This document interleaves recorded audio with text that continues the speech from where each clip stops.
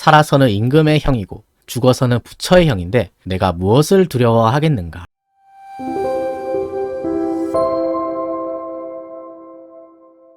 우리가 지난 시간에 태종에게 세 아들이 있었다는 이야기를 했는데요. 첫째가 양령, 둘째가 효령, 셋째가 충녕대군입니다. 이번 2부에서는 양녕대군의 동생인 효령대군에 대해 살펴보겠습니다. 지금 뒤에 보이시는 이 그림은 효령대군의 초상화인데요. 사실 양녕대군이 폐쇄자 되고 나면 서열상 둘째인 효령대군이 그 다음 왕을 이어야 되는데 태종은 둘째인 효령대군이 아니라 셋째인 충녕대군을 선택했단 말이에요. 그럼 왜 효령대군은 동생인 충녕대군에게 밀렸던 것일까? 이제 그 부분에 대해서는 태종의 발언을 통해서 유추를 해볼 수가 있는데 태종이 효령대군에 대해서 이렇게 말을 합니다. 효령대군은 자질이 미약하고 성품이 너무 착해서 정무적인 일을 할 수가 없다. 내가 무슨 말을 하면 그저 방긋 웃기만 할 뿐이므로 나와 중전은 항상 효령이 웃는 것만 보았다. 그가 효령대군이 이게 성품이 뭔가 정치를 할 만한 그런 성품은 아니었던 것 같아요. 일단 사람이 너무 착하고 무슨 말만 하면 그저 방긋방긋 웃기만 했다는 거죠. 뭔가 이 왕이 되기에는 자질이 좀 미약한 좀 이런 구석이 있었던 모양이에요.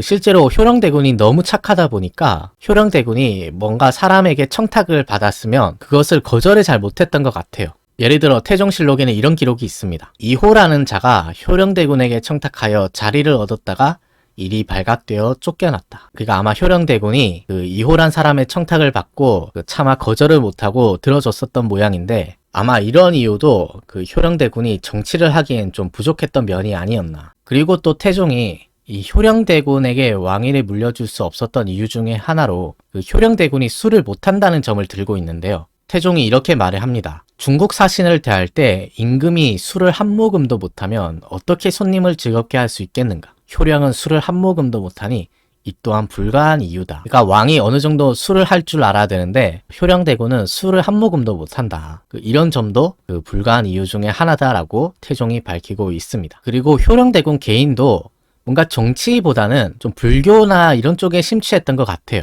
예를 들어 세종실록을 보면은 효령대군이 스님들을 모아서 법회를 베풀었다든지 어떤 절에 중수를 건의를 했다든지 또는 어떤 절에서 불사를 베풀었다든지 스님들을 많이 모은다든지 이렇게 불교와 관련된 의식들을 효령대군이 주도적으로 진행을 했는데 이런 점들을 볼 때 효령대군이 뭔가 정치나 이런 것과는 안 맞는 캐릭터였다는 것을 우리가 유추할 수 있을 것 같습니다. 근데 또 한편에서는 이 효령대군 자체의 문제가 아니라 이 세종대왕에게 왕위를 물려주기 위해서 일부러 그런 것이 아니냐, 효령대군이 양보한 것이다 라고 이런 야사나 이런 데서는 전하고 있는데요. 예를 들어 연려실기술에는 이런 기록이 있습니다. 당시 양녕대군이 미친 척하고 방탕하게 지내니 효령대군이 장차 양녕이 폐위될 것임을 짐작하고 처소에 나오지 않으며 열심히 공부했다. 다음 차례로 자신의 세자가 될 것이라 생각했기 때문이다. 그러니까 효령대군도 욕심이 없었던 건 아니에요. 첫째인 양녕대군이 폐위되면은 그 다음은 둘째인 자신의 차례다. 그 왕세자가 나한테 돌아올 게 뻔하니까 처소에 나오지 않으면서 열심히 공부를 했다는 거죠. 그렇게 효령대군이 이 왕세자가 될 준비를 하고 있었는데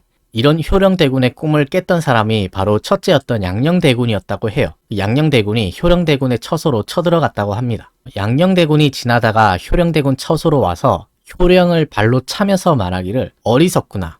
너는 충령에게 훌륭한 덕이 있는 것을 모르느냐 하였다. 그랬더니 효령이 크게 깨닫고 절간으로 뛰어가 온종일 북을 두드렸다. 그러니까 첫째 형이랑 둘째 형이 이 셋째인 충녕대군에게 훌륭한 덕이 있다는 사실을 알고 스스로 왕위를 양보를 했다. 근데 이런 인식은 연려실기술 같은 야사뿐만 아니라 후대의 조선시대 왕들이나 신하들도 믿었습니다. 예를 들어 선조실록에는 이런 내용이 있어요. 한밤중에 양녕대군이 효령대군의 집에 뛰어들어가자 집안 사람들이 모두 깜짝 놀라 어쩔 줄 몰라 했다. 양녕은 곧장 효령의 침실로 들어가 효령의 귀에 대고 몇 마디 했는데 다음날 해가 뜨자마자 효령이 가사를 걸치고 불가에 몸을 맡겼다. 그래서 하루는 자기의 아들이 갑자기 불교에 귀의하겠다고 하니까 아버지인 태종이 깜짝 놀라서 너 대체 왜 그러냐? 갑자기 왕자의 자리를 내팽개치고 불교에 귀의하겠다고 하는 이유가 무엇이냐 이렇게 물어봤다고 해요. 그러자 효령대군이 아버지한테 이렇게 말을 했다고 합니다. 약천집의 기록에 나오는 대목인데요. 밤에 꿈속에서 석가열애가 왕림하여 가르쳐 주시기를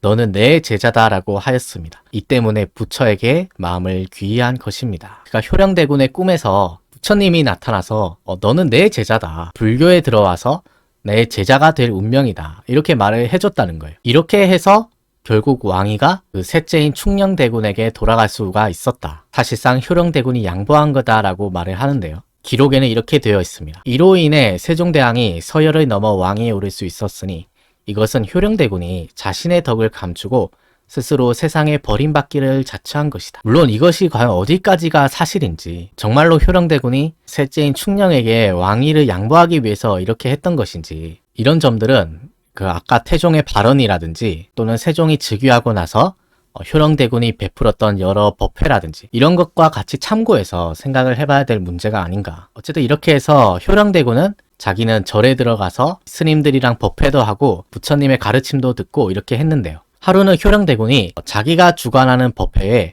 그 형인 양녕대군을 초대했습니다. 당시 양녕대군도 세종이 즉위하고 나서 거의 한량처럼 지내고 있었던 시기거든요. 그래서 양녕대군을 초청해서 같이 법회나 합시다. 이렇게 효령대군이 형을 초대를 했는데, 근데 양녕대군이 그 절에 들어오는데 그 절 근처에서 사냥을 하고 또 그것도 모자라서 그 고기를 직접 구워서 먹었다고 해요. 선조실록에는 당시의 상황을 이렇게 적고 있습니다. 효령대군이 회암사에서 제를 지낼 때 양녕대군을 초청했다.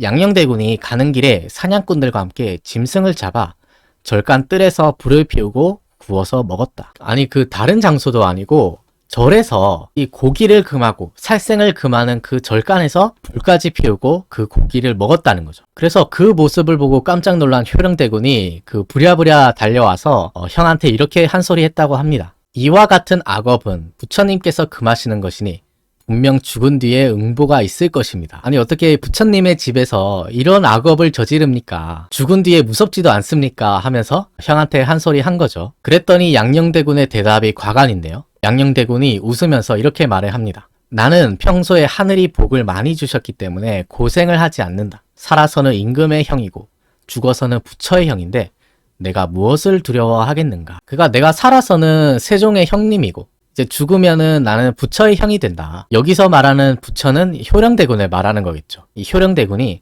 불교의 몸을 맡겼으니까 내가 죽으면 부처의 형 대접 받을 거 아니냐. 그러니 내가 뭘 겁내겠느냐. 오히려 큰 소리 쳤다는 거죠. 이 효령대군은 세종이 즉위하고 나서도 간혹 왕실 행사에 많이 참여를 하는데요. 특히 세종은 자기의 형인 효령대군을 아주 극진하게 모셨습니다. 두 형제의 우애가 정말 남달랐는데요. 이런 사례를 세종실록에서 확인할 수가 있습니다. 세종 5년 4월 7일 기록인데요. 잔치를 할 때 임금이 효령대군의 술잔을 일어나서 받았다. 중국 사신이 황희에게 물어보기를 오늘 잔치에서 임금이 일어나서 잔을 받은 이유가 무엇입니까? 그러니까 아마도 이때 중국 사신이 와서 그 사신들을 위로하는 이런 잔치를 벌였나 봐요.